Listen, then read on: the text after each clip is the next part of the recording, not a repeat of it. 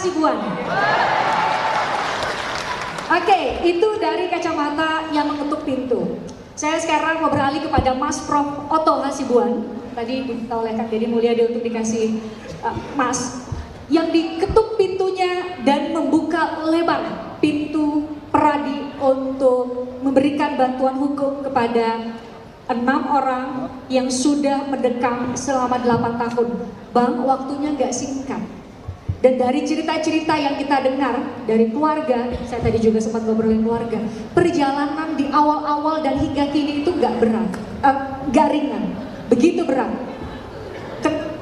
Peradi berani mengambil sikap dan membuka pintu begitu lebar untuk membantu 6 terpidana. Kita masih perlu lanjut nggak kan Pak Deddy tadi sudah selesai ngomong dong. Udah puncaknya sudah ini Pak Deddy. Kang Deddy sudah selesai, mestinya sudah selesai acara kita. Udah karpet merah ya. Baik teman-teman semuanya, ibu bapak sekalian, hari ini sanggup kita berbahagia ya. Saya yang kedua dalam talkshow ini. Berapa waktu yang lalu saya ikut talkshow di sini ketika kasusnya Jessica Wongso dan ribuan orang juga yang hadir di sini. Ya, jadi memang luar biasa nih Maranatha. Terima kasih ya Maranatha memberikan kesempatan bagi kita semua untuk bisa tampil untuk mencari harapan secercah keadilan bagi semua orang yang ada, termasuk dalam kasus ini, dalam kasus 7 terpidana. Kalau saya boleh bercerita, yang sesungguhnya bahwa kami pertama kali tidak begitu tertarik dengan kasus ini. Karena kami pikir ini adalah kasus yang dibawa di film, kemudian sedikit rame-rame di media, dan kita juga tidak mengetahui persis apa yang terjadi pada waktu itu. Tapi ketika Kang Deddy datang ke Peradi, saya panggil dia pakai bahasa orang Batak, Bang Deddy gitu ya, Bang Deddy Hasibuan. Wah, tadi udah beri ikrar kita di atas tadi.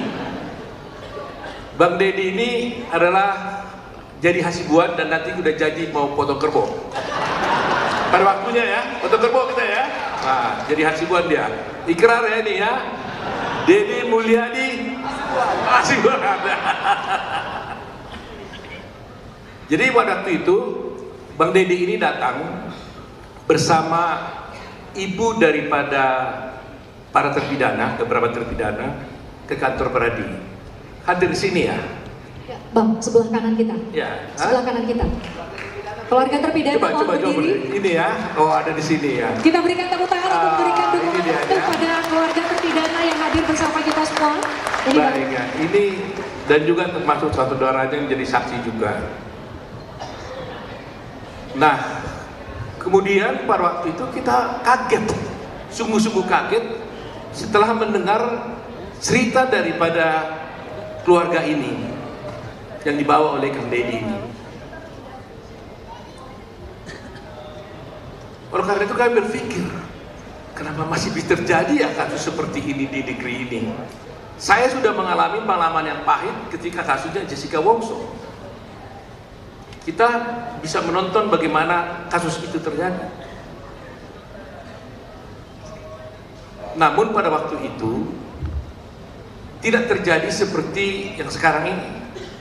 Karena pada waktu kasus Jessica Wongso, media sosial tidak seperti ini kencangnya.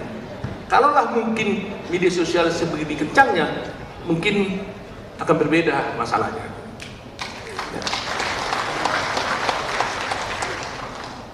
Pada kasus Jessica Wongso, itu hampir 70% pada waktu itu orang mengatakan dia bersalah. Tapi setelah mulai persidangan disiarkan pertama kali live, ya disiarkan langsung televisi, akhirnya berbalik. Jadi 70 orang, saya katakanlah taksir 70% mengatakan dia tidak bersalah, 30% mungkin dia benar bersalah, walaupun formalnya mengatakan bahwa dia dinyatakan bersalah oleh putusan pengadilan. Dan sebagai informasi saya sampaikan bahwa dalam waktu dekat ini mungkin minggu pertama, minggu kedua nanti di bulan Agustus ini, 2 minggu lagi paling lambat, kami akan mengajukan PK terhadap Jessica Wongso. Saya mohon doa dari teman-teman semuanya, dari Bapak sekalian, bahwa PK yang kami ajukan ini mudah-mudahan bisa membuka tabir betapa banyaknya kejanggalan-kejanggalan, dugaan-dugaan rekayasa dalam satu kasus yang akan kita bisa saksikan secara bersama, ya. Dan itu dilakukan dengan teknik-teknik yang sangat tinggi, yang tidak bisa dilakukan oleh orang sembarangan. Hanya orang-orang yang pintar bisa melakukan seperti itu. Saya katakan ini dugaan yang harus saya buktikan di pengadilan nantinya. Kasus ini tenggelam mungkin pada 2016 karena bersamaan kasusnya dengan Jessica Wongso. Karena Jessica Wongso juga terjadi persis pada 2016. Jadi yang disiarkan itu adalah kasusnya Jessica Wongso, sehingga ini tidak ada yang membawa ini tenggelam. Sekarang ini jadi hidup kembali dan sudah hampir 8 tahun ya. Hampir 8 tahun kasus ini sudah berjalan. Ya, 2016 ya. Saya terus terang aja sangat berterima kasih ya, baik secara pribadi maupun sebagai Ketua Umum Pradi kepada Kang Deddy. Karena saya pikir Kang Deddy ini bukan pengacara, bekas bupati. Saya jangan bilang bekas lah ya, bupati tahun berapa ya, mantan bupati gitu ya. Oh, mantan suami, mantan suami. Nah, masih kosong, artinya sampai daftar masih boleh gitu ya. Itu kode alam namanya, kode alam. Nah, jadi coba bayangkan seorang yang mantan bupati, bukan pengacara, tapi bisa berjuang di bidang hukum, membawa seluruh keluarga dari Cirebon ke Jakarta dengan upaya sendiri. Tidak mudah teman-teman semuanya, tidak mudah. Karena bukan persoalan hanya uang, waktu, pikiran, beban mental, termasuk tuduhan-tuduhan yang macam-macam bagi semua orang. Tapi kami yang merasakan sendiri, saya dengan tim ada di sini, semua ada Pak Jutet. Waktu itu langsung saya telepon Pak Jutet dari Bandung sama Pak Ruli. Jutet, Pak Ruli, tolong datang ke Jakarta. Itu saya telepon kira-kira jam 11, mau janji dengan Pak Deddy itu jam 2. Dia langsung dari Bandung langsung wush jam berapa, jam 12 langsung berangkat ke Jakarta. Kita terima tim dari Kang Deddy dan semua keluarga. Saya katakan hari ini Pradi mendapat kehormatan untuk diberikan kesempatan oleh Tuhan Yang Maha Kuasa untuk bisa berbakti membela suatu keadilan di Republik ini. Ini bukan beban, ini tanggung jawab kami sebagai Pradi. Ini kehormatan kami untuk membela rakyat-rakyat yang tertindas. Sekian lama Pradi berdiri, kami memiliki PBH, Pusat Bantuan Hukum Perhimpunan atau Indonesia, di hampir 162 cabang di seluruh Indonesia, di mana Pusat Bantuan Hukum ini bekerja secara cuma-cuma, pro bono, nggak bayar di seluruh Indonesia. Tapi kali ini langsung kami DPN turun tangan menangani kasus ini, tidak lagi hanya diberikan pada cabang-cabang BBH, tapi DPN secara institusi melakukan pembelaan terhadap kasus ini karena melihat bahwa beban yang dialami oleh para terpidana, oleh Kang Deddy dan teman-teman semuanya terlalu besar. Oleh karena kami ikut terjun dalam ini dan membentuk tim untuk membela sampai kapanpun agar keadilan dapat bisa ditegakkan di kita ini. Kang Deddy sudah mengatakan tadi itu, akses to justice, akses kepada keadilan, itulah yang selalu tertutup di negara kita ini. Bagaimana tidak tertutup? Jangankan dia membayar pengacara, mengetuk kantor pengacara pun masyarakat belum tentu tahu caranya. Bertemu dengan advokat pun bagaimana caranya pun dia tidak tahu. Dan siapa dan apa yang dimaksud dengan advokat pun mereka belum tentu tahu. Yang mana seharusnya inilah tanggung jawab negara. Negara lah yang bertanggung jawab berdasarkan undang-undang dasar harus memberikan kepastian hukum bagi semua rakyat Indonesia. Oleh karena itu saya mengutip apa yang dikatakan oleh Cicero. Dia katakan bahwa the safety of the people shall be the highest law. Keselamatan rakyat, keselamatan masyarakat adalah merupakan harusnya menjadi hukum yang tertinggi bagi rakyat. Dan itulah yang harus diperjuangkan sekarang ini. Oleh karena itu, terima kasih Kang Deddy, sungguh-sungguh, from Deddy of my heart, dari hati paling dalam. Saya yang tahu, apa kata orang kepada Anda, jangan khawatir. Apapun tuduhan orang pada Anda, jangan khawatir. Kami tahu bagaimana Anda datang ke pertama. Anda tidak menangis di depan umum. Di depan saya juga Anda menangis pada waktu Anda membawa kasus ini di ruangan saya. Sampai saya juga hampir menangis jadi. Ya, untuk masih Tuhan. Sungguh-sungguh Kang Deddy, sungguh-sungguh. Sungguh-sungguh. Jadi, dan saya berterima kasih kepada semua tim saya nih, teman-teman. Jutek yang begitu hebat, yang berhari-hari nggak tidur-tidur sampai buat tim acara ini. Ya, Ruli, dan semua Asido, ya, ada Prof Firman, semua ada di sini. Ada Bostam, ada Rifai, ada Binum, dan semuanya ada, saya nggak sebut satu persatu ini. Dan terima kasih juga pada Mas Reja, ya, yang betul-betul hebat saya lihat berjuang, dan juga Pak Susno yang luar biasa. Yang saya katakan, orang bilang kalau sudah hampir 70 years old katanya mau selesai, saya bilang dia baru start up nih, baru start tuh. Terima kasih Ibu ya. Jadi itulah yang ingin kami sampaikan, bahwa sungguh-sungguh bahwa berani membuka pintu karena merasa ini kehormatan yang diberikan kepada kami oleh keluarga juga yang mempercayai kami. Ya, kami tidak menganggap ini beban, kami kehormatan karena kami diberi kesempatan melakukan tugas mulia kami. Karena ini tugas kami. Ya, akses to justice, memberikan pembelaan kepada rakyat tidak mampu, baik tidak mampu secara ekonomi maupun secara politik. Itu adalah merupakan tugas daripada advokat di seluruh dunia, termasuk Peradi ini sekarang ini. Itu tugas kami.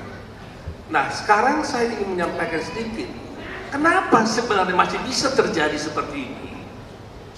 Kenapa? Ini sungguh berbahaya. Saya ingin sampaikan ini karena supaya mendapat perhatian dari seluruh masyarakat, khususnya negara maupun pemerintah.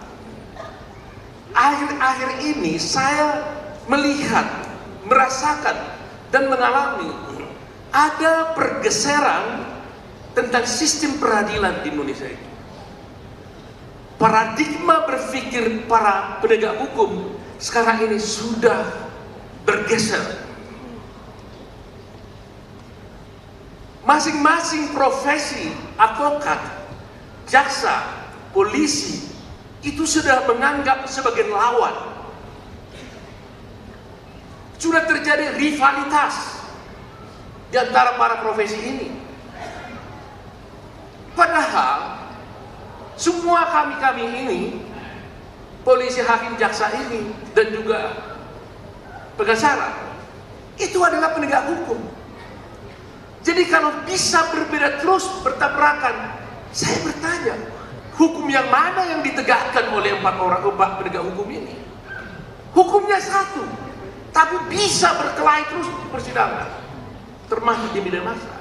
Hukum yang mana yang ditegakkan kalau begitu? Ini paradigma yang salah. Nah, oleh karena itu saya menghimbau, karena ini KUHP juga dibuat. Ini saya susunan majelis persidangan di pengadilan pun menurut saya kita mulai harus dirubah, karena itu menggambarkan apa yang kita lakukan selama ini. Coba lihat, hakim di sana, pengacara di sebelah hakim, sebelah kirinya. jaksa di sebelah kanan, hakim di tengah. Ini diperhadapkan, disuruh berkelahi nih, seakan berlawanan ini, hadap-hadapan. Dari segi meja duduknya aja, kursi duduknya, ini sudah nggak benar. Karena ini dipertentangkan di antaranya. Coba lihat kalau di luar negeri juga. Mejanya adalah hakim depan, meja si pengacara dengan meja si pengacara jaksa menghadap hakim. Kita ini jaksa maupun pengacara berupaya berbicara kepada hakim, meyakinkan hakim. Inilah keadilan itu, inilah kebenaran itu. Tidak kita disuruh berkelahi berdua. Jadi dari sini saya lihat, ini juga harus ada. Kita mulai contoh kepada menteri yang usulkan, robah sidang pengadilan itu. Karena itu mencerminkan bagaimana cara kita berkelahi. Di Perali kemarin sebelum kami punya gedung yang baru, saya sudah membuat ruangan sendiri dan saya robah. Di sini ada ketua Dewan Kehormatan Daerah, ketua Dewan Kehormatan Daerah Pusat. Meja sidang kita sudah kita robah. Ada di sana majelisnya, di sini pemohon, si termohon, semuanya menghadap kepada majelis. Tidak lagi diperhadapkan satu sama lain. Itu adalah citra dan itu nanti gambaran bagi penegak hukum kita. Yang seperti sekarang ini. Jaksa seakan-akan rivalitas dengan polisi, polisi dengan rivalitas dengan jaksa. Padahal hukum yang ditegakkan adalah satu, yaitu itu juga. Nah, itulah saya lihat harus ada buah dari pertemuan ini kan. Saya menginginkan buahnya seperti itu, bahwa jangan sampai dalam kasus Vina ini kita juga terjebak dengan hal itu. Pengacara kami juga tidak mau terjebak seakan-akan kami berkelahi dengan pihak kepolisian. Kepolisian juga jangan berpikir seperti itu terhadap kami.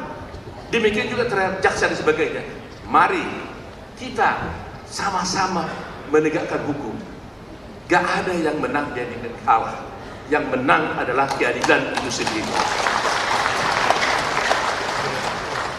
Keadilan sendiri. Jadi saya yakin dan percaya, mudah-mudahan saya ulangi lagi kata-kata yang sudah tadi diputar di sana itu, karena ini quote-nya ini ada di Kilan Gibran itu, dan itu yang mungkin terjadi, jangan sampai terjadi dalam kasus ini.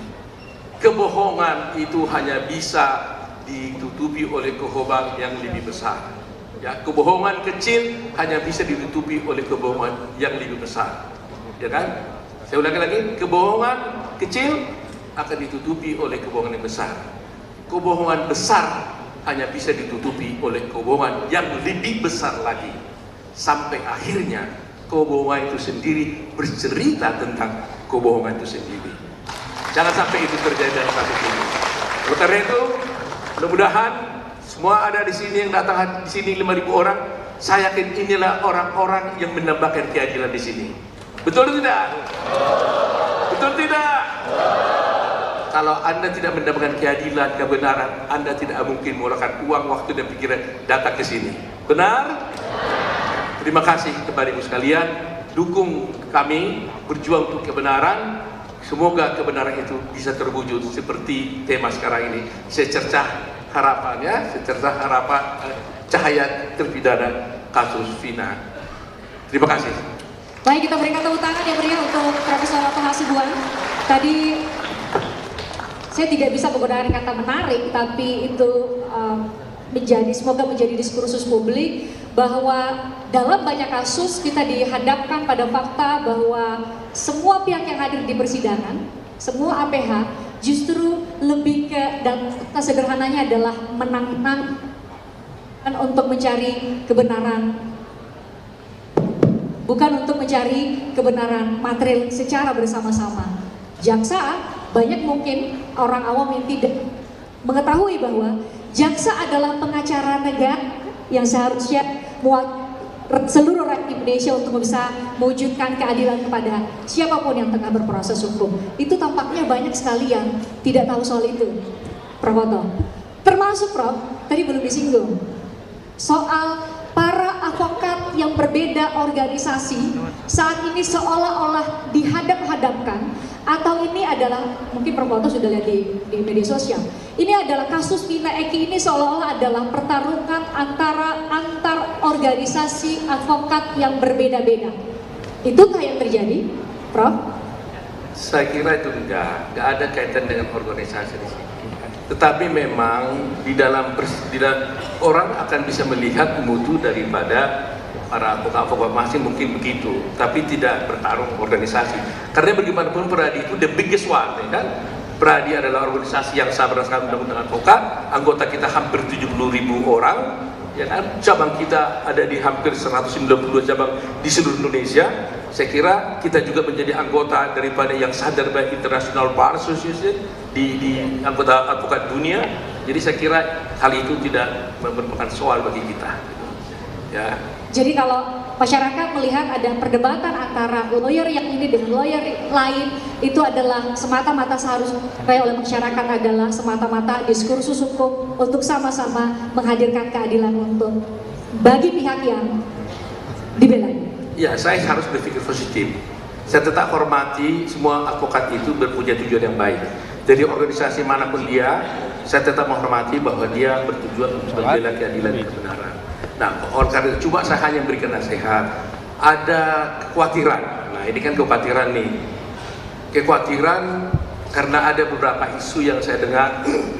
Jangan sampai ada advokat itu yang disewa oleh orang tertentu, bukan untuk membela klien itu, tapi untuk menjerumuskan klien itu dengan kebodohannya. Katakanlah begini, ada seorang, saya tidak bilang dalam kasus ini ya, contoh aja, ada orang, dia sebenarnya dituduh dituduh dalam satu kasus, tapi supaya kalau dia tidak didampingi pengacara, kan berita acaranya kan tidak sah. Tapi dia oleh si oknum tertentu disuruh ngaku berbuat. Kamu berbuat aja, ngaku aja. Nah, supaya sah berita acaranya disewa pengacara. Kamu dampingi dia lah. Padahal dia sebenarnya didampingi. Dia bukan mau bela orang ini, tapi dia menjerumuskan orang ini bersama seorang tertentu. Jangan sampai terjadi kasus itu, gitu ya. Nah, saya tidak mengatakan di dalam kasus ini, tapi itu bisa terjadi. Nah, nanti Kang Deddy yang harus melihatnya itu. Ya, jadi bayangkan itu, mengerikan kalau itu terjadi, dan itu pengkhianatan yang sangat luar biasa dari seorang advokat. Ya, pengkhianatan luar biasa. Don't betray your client. Berkali-kali saya mengatakan, apapun yang kau lakukan, tapi jangan sekali-sekali Anda mengkhianati klien. Itu prinsip paling utama. Tidak boleh. Itu lesson number 1. Ya, pelajaran pertama seorang advokat, jangan coba-coba hianati klien dalam keadaan apapun. Bahkan meskipun Anda tidak menjadi lawyernya lagi, Anda tidak boleh buka rahasia kliennya dia.